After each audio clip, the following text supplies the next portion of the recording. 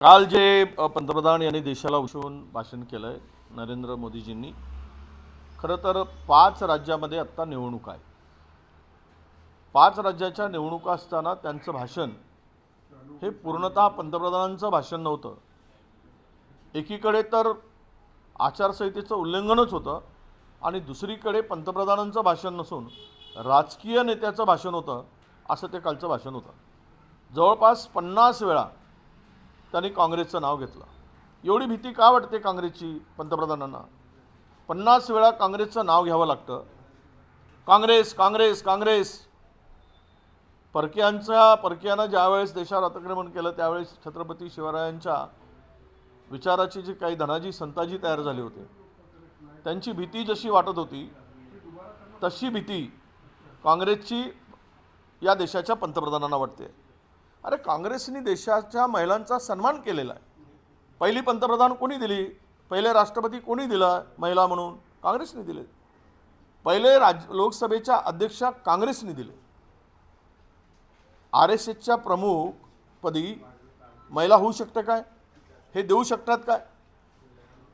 मनुस्मृती जपणारी भाजपा ही महिलाच्या आरक्षणाच्या संदर्भात बनवाबनवी करते आहे, हे आता लोकांना कळून चुकलं आहे.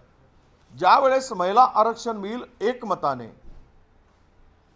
2023 मध्ये मंजूर झालं, त्यामध्ये सर्व पक्षांनी त्याला पाठिंबा दिला. या देशामध्ये स्थानिक स्वराज्य संस्थांमध्ये महिलांचं आरक्षण कोणी आणलं? भाजपने आणलं की काँग्रेसनी? हे देशातील महिलांना माहीत आहे, देशातील लोकांना माहीत आहे. आणि 2023 मध्ये हे बिल पारित झाल्यानंतर, सर्वमताने झाल्यानंतर, आता नव्यानं हा उपद्रव कशासाठी? तर केवळ महिला आरक्षणाच्या नावाखाली परिसीमन करून त्या परिसीमनामध्ये याचा वापर करून घटना दुरुस्ती करून आपल्या मर्जीनं मतदारसंघ तयार करायचे. हा त्यामागचा छुपा एजेंडा आहे आणि ते त्यामध्ये घातलाय. एकदा 2023 मध्ये हे बिल मंजूर झाल्यानंतर पुन्हा नव्यानं परिसीमनाच्या नावाखाली महिला आरक्षणाचं बिल पुढे आणून दाखवायचे दात वेगळे, खायचे दात वेगळे, हे आता लपून राहिलेलं नाही. आसाममध्ये यांनी ज्या मतदारसंघाची पुनर्रचना केली त्यामध्ये पाहिल्यानंतर एक पूर्वेकडचा आहे, एक उत्तरेकडचा, एक दक्षिणेकडचा आहे, सलग मतदारसंघ सुद्धा नाहीत. सलग मधामध्ये खंड आहे. असं कधी झालंय? मतदारसंघ एकच असतो की नाही? पण आसाममध्ये या भारतीय जनता पक्षाच्या सरकारने इकडचा काही भाग, मधातला भाग दुसऱ्या मतदारसंघात, पुन्हा तिसरा भाग जोडला, म्हणजे सोयीनं जोडला. हेच करायचं षडयंत्र या ठिकाणी या भारतीय जनता पक्ष आणि नरेंद्र मोदींचं होतं. म्हणून हे जे कालचे आसू होते ना, हे मगरीचे आसू होते. मगरीचे आसू. काल जे काही पंतप्रधान बोललेत हे मगरीच्या डोळ्यातील आसू होते. त्यांच्या डोळ्यामध्ये काही हे नाही. सगळी जेवढी काही यादी काढली महिलावरील अत्याचारांची, तर जवळपास 20 लोक आज भाजपमध्ये आहेत. त्यांच्यावर काही कारवाई होत नाही आहे. सगळ्या ठिकाणी देशामध्ये महिलावरील अत्याचारांचे प्रमाण वाढलेत. त्यामध्ये भारतीय जनता पक्ष काय करते? कुठली त्यांची सरकारं काम करतायत? कुठल्या महिलांचं संरक्षण करतायत? आणि म्हणून मला तरी वाटतं की या सगळ्यामध्ये एक मतदारसंघाची पुनर्रचना करून वाटेल त्या पद्धतीनं या देशामध्ये आपली सत्ता आणण्यासाठी त्याचा दुरुपयोग करण्याचं काम, हा छुपा एजेंडा यामध्ये होता. म्हणजे मला तरी वाटतं की या एकूणच आमच्या सर्व नेत्यांनी सांगितलं, 23चं बिल मंजूर झालेलं आहे. 543-44 लोकसभेच्या जागा आहेत. त्या ठिकाणी तेवढं आरक्षण 33% देऊन टाका, विषय संपवून टाका. तुम्हाला कोणी थांबवलं आहे? पण नाही. परिसीमनानंतर महिला आरक्षण, म्हणजे महिला आरक्षणाच्या आड परिसीमन करून, डिलिमिटेशन करून, ही पूर्ण षडयंत्र रचून कायमची सत्ता हातात कशी राहील अशा पद्धतीचा एक यामागचा कुटील डाव नरेंद्र मोदी सरकारचा होता आहे. हे देशातील जनतेने ओळखलाय. महिलांच्या आरक्षणाला कुणाचाही विरोध नाही, असण्याचं कारण नाही. हे कितीही आंदोलन करू देत, यांच्या आंदोलनाला काल दिल्लीत होतो आम्ही. त्या कॅनॉट प्लेस परिसरामध्ये मी दिल्लीत असताना भारतीय जनता पक्षाचं आंदोलन सुरू होतं. मोजून 40 महिला नव्हत्या त्या आंदोलनात. हे महिलांना कळायला लागलं यामागचा यांचा छुपा एजेंडा काय आहे आणि ही यांची भूमिका काय आहे. त्यासाठी बरं हे असताना तुम्ही अनुसूचित जातीसाठी काय करताय? अनुसूचित जमातीचं महिलाचं आरक्षण कुठे आहे? ओबीसी महिलांचं आरक्षणाचं काय प्राविधान नाही त्यामध्ये. म्हणजे ओबीसी महिला सोडून देणार, जनरलमध्ये करून देणार. म्हणजे या ठिकाणी या आरक्षण येत असताना अनुसूचित जाती, अनुसूचित जमाती, ओबीसी यांचा कुठे काय दिसतोय तिथे? म्हणजे तुम्ही जेवढ्या आरक्षणामध्ये 33% महिला आणणार, हे सगळ्या ओपनच्या जागा देणार काय? आणि या देशातील बहुजनांचा हक्क डावलणार काय? हाही प्रश्न त्या ठिकाणी उपस्थित झालेला आहे. म्हणून हे सर्व जर आपण पाहिलं, महिला आरक्षण हे तर 3 दशकापासून चर्चेत आहे. हो, 3 दशकापासून. हे काय आज नाही, 23 मध्ये करायचा, 29 मध्ये लागू करायचा, हे झोपेचं सोंग घ्यायचं, ढोंग करायचा, हे सगळं जनता ओळखते आहे. यात काही छुपा लपून राहिलेलं नाही. आणि हे तर त्यावेळेस देवगडा असेल, गुजरात साहेब होते, मनमोहन सिंग साहेब होते, यांच्या काळात ते प्रयत्न झाले होते. मग त्यावेळेस विरोध कोणी केला? 25 साल में विरोध हुआ था असं पंतप्रधान म्हणाले. कोणी केला होता विरोध? भारतीय जनता पक्षाने विरोध केला. अरे मनुस्मृती जपणारी, ज्यांच्यामध्ये महिलांना दुय्यम स्थान आहे किंवा स्थानच नाही, ही महिला त्यांच्या कुठेच खिचगंतीत नाही, त्या विचाराच्या मंडळींनी नारी शक्तीच्या नावाखाली या देशातील सत्ता कायमची बडकवण्याचा जो काही केविलवाणा प्रकरण होता, ते आता लपून राहिलेलं नाही. हे कितीही आरडाओरड करू देत, कितीही बोंबा मारू द्या, देशातील महिला यांचा कट आणि कारस्थान, मुंह में राम बगल में छुरी, हे ओळखून आहे. त्यामुळे यांच्या आंदोलनाला फार काही महत्त्व देण्याची गरज नाही.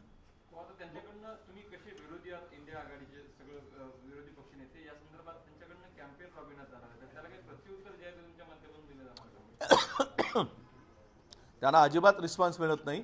किती बोंबा मारू द्या, त्याला उत्तर देण्याची गरज नाही. त्या विधेयकामागील आमचे नेत्यांनी मांडलेली पार्लमेंटची भूमिका, पार्लमेंटमध्ये मांडलेली काँग्रेसची भूमिका ही जनतेला पटलेली आहे. त्यामुळे या 4 महिला गोळा करून आरक्षणाच्या काँग्रेसला विरोधात उभं करायची भूमिका जर यांची असेल तर त्याला जनता प्रतिसाद देणार नाही, महिला भगिनी माझ्या प्रतिसाद देणार नाही. काँग्रेसने महिलांसाठी काय केलं हा ज्वाजल्य इतिहास हा काँग्रेसचा महाराष्ट्रातील देशातील जनतेपुढे आहे. परतवाडा प्रकरणामध्ये नवनवीन खुलासे होत आहेत. काही भाजपच्या नेत्यांकडून वेगवेगळे स्टेटमेंट सुद्धा येत नाही. त्यांच्यात आपसातच कुठेतरी स्टेटमेंट होतात. नवनीत राणा इकडे बोलते आहे तर प्यारेखान इकडे बोलत आहे.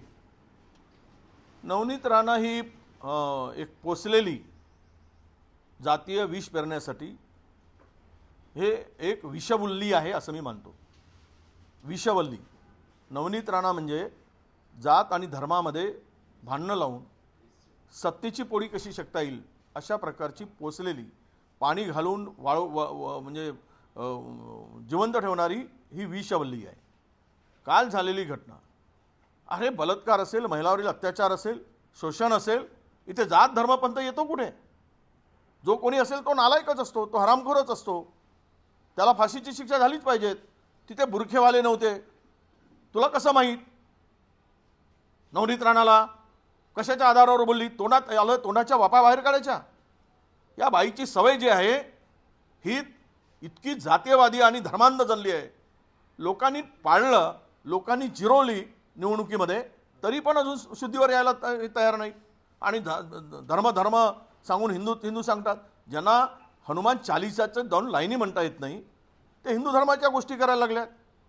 आणि बुरखेवाले नव्हते ना, बुरखेवाले हे नव्हते. आज सगळ्या ज्या निघाल्यात त्या पोरी, त्या कोणाच्या निघाल्यात? इथे काय जात आणि धर्म असतो? खरातच्या संदर्भात ब्र न काढणारी बाई ही मात्र तिथे आल्याबरोबर, तो मुस्लिम तरुण दिसल्याबरोबर ही बावचळल्यासारखी बोलते. हे अत्यंत घृणास्पद आहे. करावा निषेध तेवढा खरा आहे, म्हणजे जितका निषेध करावा तेवढा कमी आहे. काल मी ऐकलंय की बावनकुळेजींनी थोडंसं टोचलं त्यानं, ते खासदार बोंडे, अरे तू डॉक्टर आहे बाबा, डॉक्टरांना पेशंटला रक्त कुणाचं लावावा हे काय धर्म पाहून लावलं जात नाही. त्या डॉक्टरांची कालची भूमिका ही सुद्धा निषेधार्ह आहे. या परतवाड्याच्या प्रकरणामध्ये जागोजागी महिलांचं शोषण होत आहे, भोंदूगिरी वाढली आहे, भोंदू बाबा तयार झालेत. यांच्या भारतीय जनता पक्षाचे पुरस्कृत भोंदू झालेत तयार. धर्मांध शक्ती वाढत चालली, धर्माधर्मामध्ये वाद लावणारी, देवाच्या नावाने अंधश्रद्धा फसवणारे यांना पोचलं जात आहे आणि त्यामुळे ही संख्या वाढत चालली आणि महिलांवरील अत्याचारामध्ये वाढ होत चालली असा आमचा स्पष्ट आरोप आहे. कधी संवेदनशील जेव्हा घटना घडतात तेव्हा सामान्य नागरिकांकडून जे चुकीचे वक्तव्य केले तर सरकारकडनं किती प्रश्न करतात त्यांच्यावरती कारवाई किंवा नाही, नवरीत राणावर ज्या जाती आणि धर्मांध भाषेचा वापर केला आहे, धर्मांधता पसरवली, विषमता पसरवली आणि दोन समाजामध्ये तेढ निर्माण होणारे वक्तव्य केल्यामुळे नवनीत राणावर गुन्हे दाखल झाले पाहिजेत, त्यांना अटक झाली पाहिजेत अशी आमची मागणी आहे. त्यांच्यावरही झालं पाहिजे आणि त्या डॉक्टर बोंडेवरही झालं पाहिजे. ते कुठेतरी चुकीची माहिती दिली. तुमच्याकडे यंत्रणा आहे, पोलीस खातं आहे, सगळे तुमच्याकडे आहे, तुम्ही माहिती घ्या ना. तोंडाच्या वाफा कशाला काढताय तुम्ही? तुमच्या जिभाला आवर घाला, जरा माहिती घेऊन बोला. भारतीय 2 जहाजावर होर्मुझमध्ये इराणकडनं गोळीबार करण्याची घटना घडली आहे. भारताकडनं निषेध नोंदवण्यात आला आहे. संबंधच जपले नाहीत परकीय. इकडे युद्ध सुरू होण्याच्या 2 दिवस अगोदर पंतप्रधान तिथे जातात इस्रायलला. त्यांना कळत नाही, देशाच्या यंत्रणेला कळत नाही, गुप्तचर यंत्रणेला माहीत नाही की 2 दिवसानंतर हा वार सुरू होणार आहे, इस्रायल इराण, आणि अमेरिका त्यांना साथ देणार आहे. आतापर्यंत अनेक वेळा खरं म्हणजे आज जर आमच्या देशाचा मुख्य तेल पुरवठा करणारा देश इराण आहे, क्रेडिटवर तुम्हाला देत होता, इंडियन रुपीजमध्ये तेल देत होता, अशाशी आपली संबंध कसे असले पाहिजेत? पण काही नाही.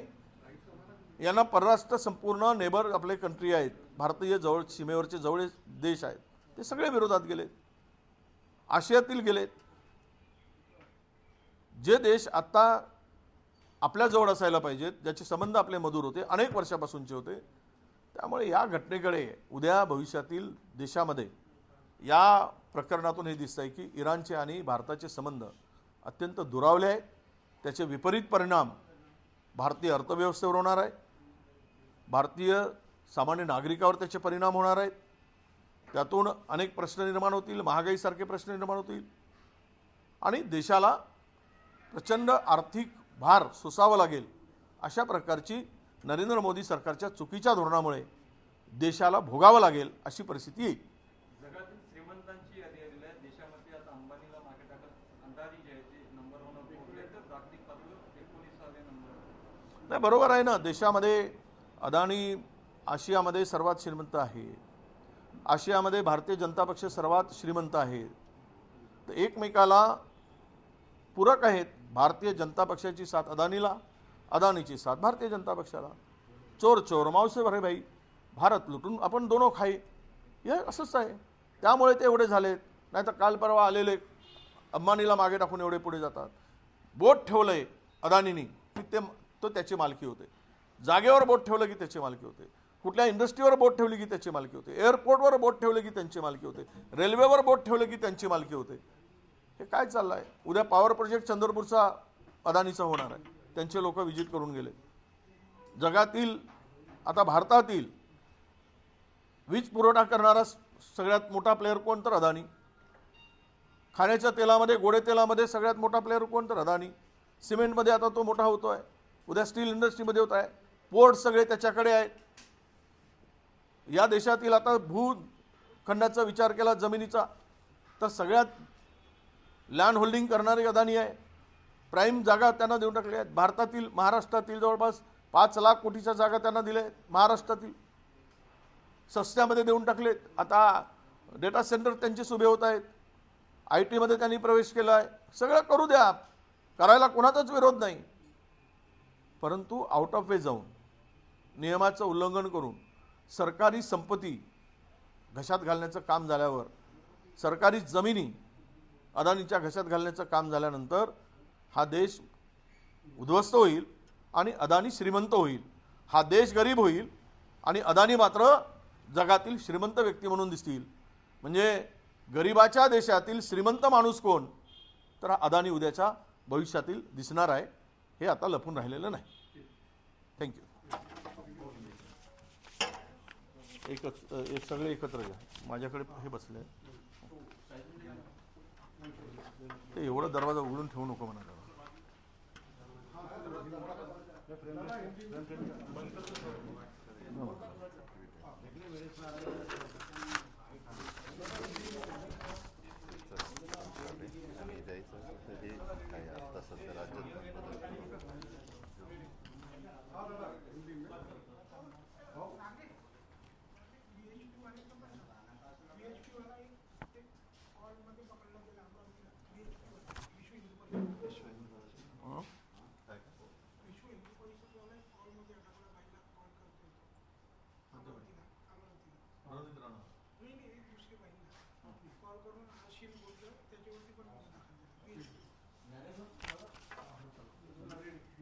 चलो चलो जल्दी. महिला विधेयक आरक्षण बिल जो कल विफल हुआ उसके बाद मोदी जी ने देश को संबोधित करते हुए कांग्रेस पे पूरी टीका की है. कैसे देख नहीं, ये उनका छुपा एजेंडा था. ये जो कल मोदी जी ने किया था, 5 राज्यों के चुनाव है, उन्होंने तो आचार संहिता का भी उल्लंघन किया. कल का भाषण देश को संबोधित करने वाला पंतप्रधान जी का भाषण नहीं था, तो राजनेता का भाषण था. पॉलिटिकल पूरा मोटिवेटेड उनकी स्पीच थी. ये छुपा हुआ नहीं है. और आपने जब 2023 में 33% आरक्षण देने का निर्णय लिया था, ये हमारे मुख्यमंत्री जी का ट्वीट है. उन्होंने अभिनंदन भी किया था देवेंद्र फडणवीस जी ने. ये हमारे सामने है उनका ट्वीट.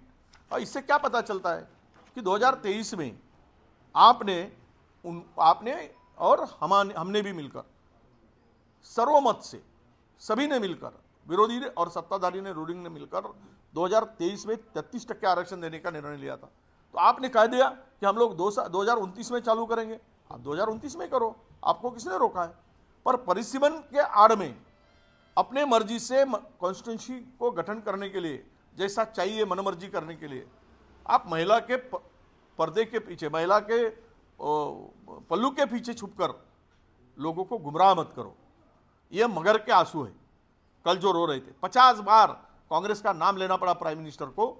इससे ही उनकी हतबदलता, इससे ही उनकी नाकामी, इससे ही कांग्रेस के प्रति उनका अभी भी डर ये दिख पड़ता है. 50 बार लेने की आवश्यकता क्यों पड़ी. हमने यही कहा था कि महिला आरक्षण मंजूर हुआ है, 33% हमने मदद किया है. आज से चालू करो.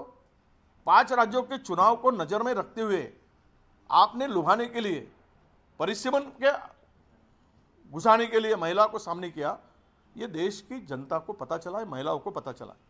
जो आरक्षण का बिल 2023 में चालू हुआ था, मंजूर हुआ है 33% देने का, 33% देने का, तो वो इंप्लीमेंट करो. बाद में आपको परिसीमन करो.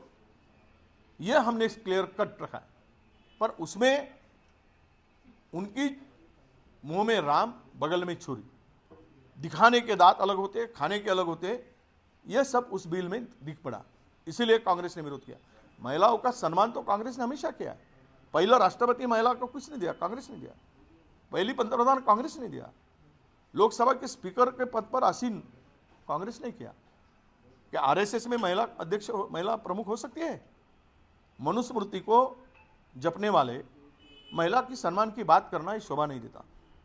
पूरे देश में महिलाओं के साथ में क्या दुर्व्यवहार हो रहा है, किस तरह से चल रहा है, आप देख रहे हो. कल भी एक विश्व हिंदू परिषद के कार्यकर्ता ने महिला के साथ में अश्लील बात की, उसका भी गुना दाखिल कल अमरावती में हुआ है. तो इस तरह के भोंदूगिरी से महिला का जो शोषण चल रहा है, युवतियों का शोषण चल रहा है, ये सब क्या जताता है. यही जता रहे कि महिला की सुरक्षा ये नहीं कर पाते हैं, केवल बातें करते हैं.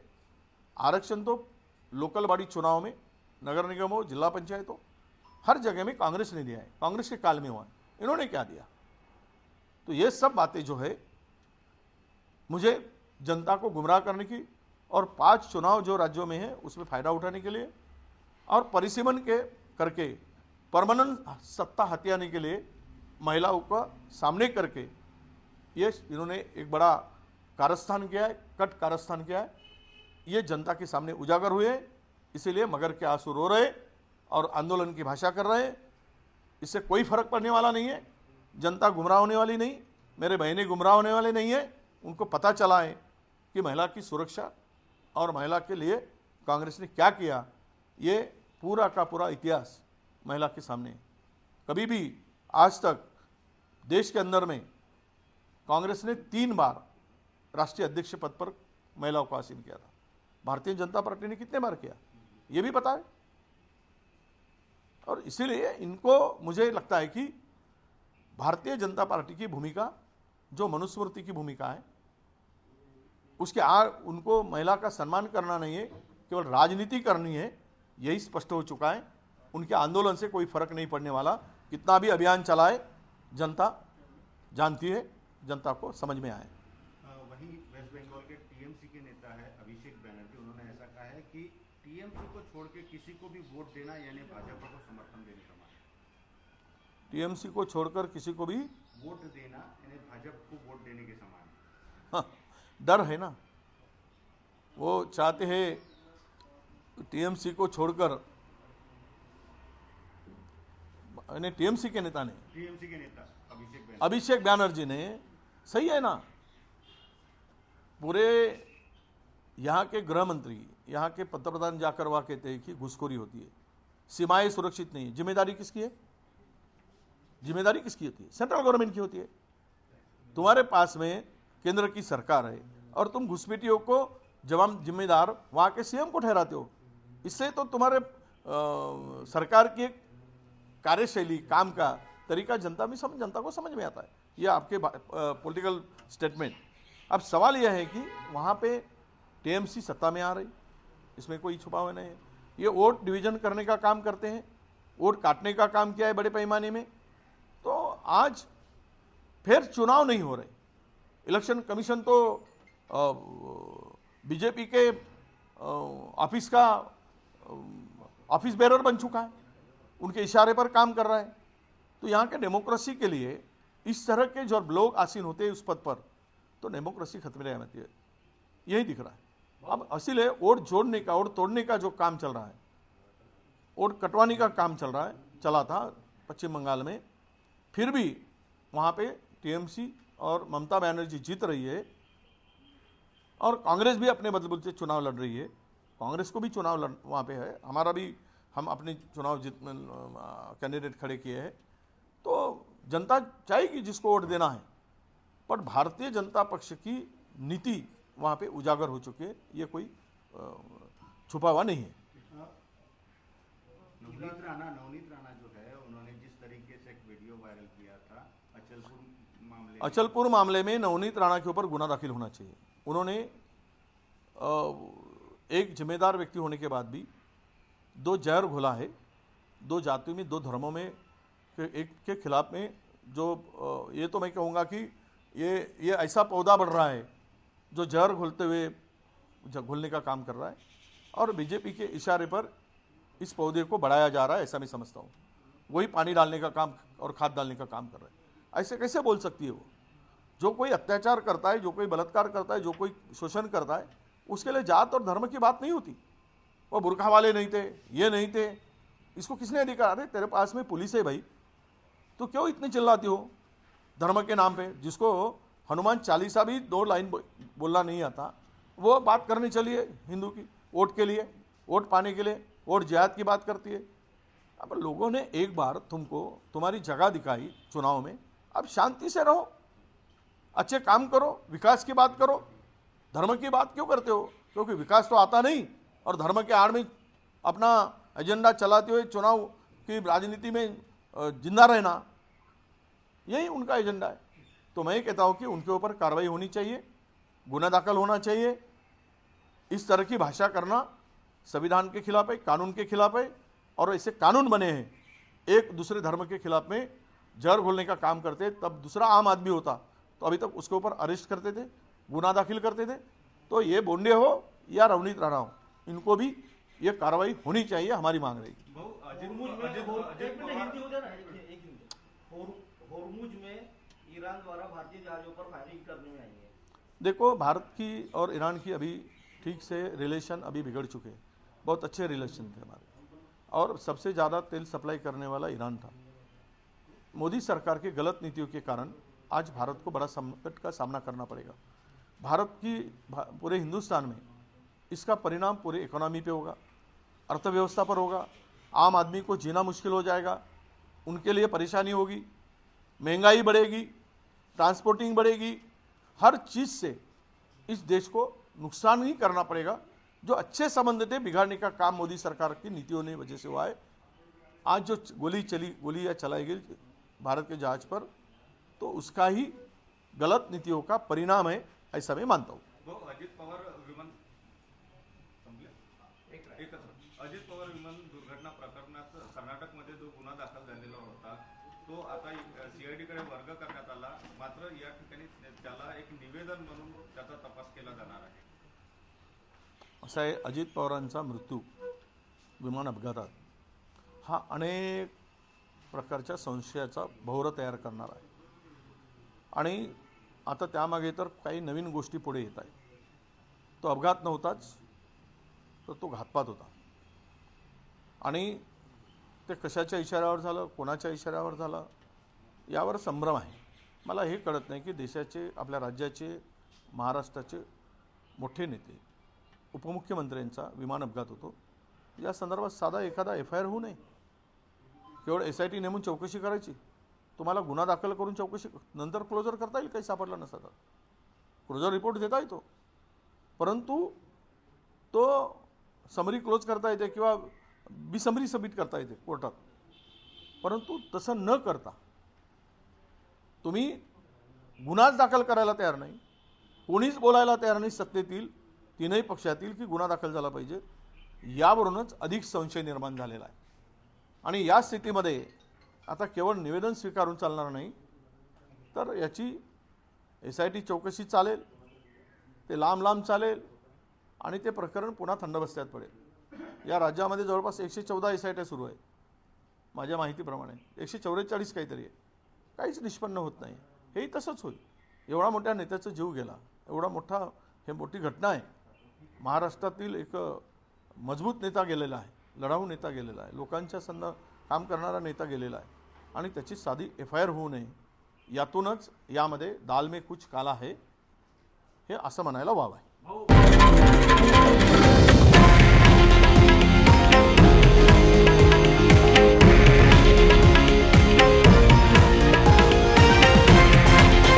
हे आहे देशातील नंबर 1 न्यूज नेटवर्क आणि आपण पाहत आहात TV9 मराठी, एकमेव.